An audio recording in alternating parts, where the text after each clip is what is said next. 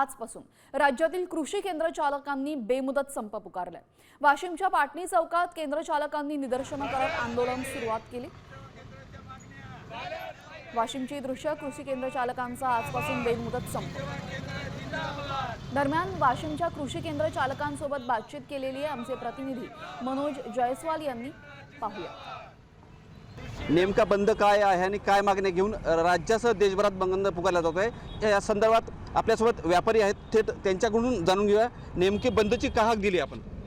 वाशिम जिल्ह्यामध्ये आम्ही संपूर्ण कृषी सेवा केंद्र बंद केलेले आहेत। गेल्या अनेक वर्षापासून आमच्या विविध मागण्या शासन दरबारी प्रलंबित आहेत। त्या मागण्याचा आम्ही वारंवार पाठपुरावासुद्धा करत आहे, पण शासन दुर्लक्ष करत आहे।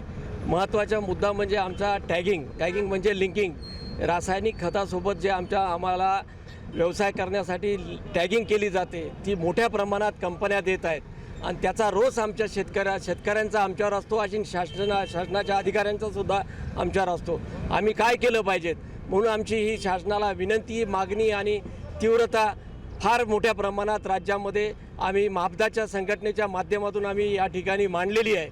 आमची ही मागणी जर आम्ही मंजूर केली नाही तर आम्ही आमचं आंदोलन तीव्र करू। मनोज जयस्वाल, साम टीव्ही न्यूज, वाशिम।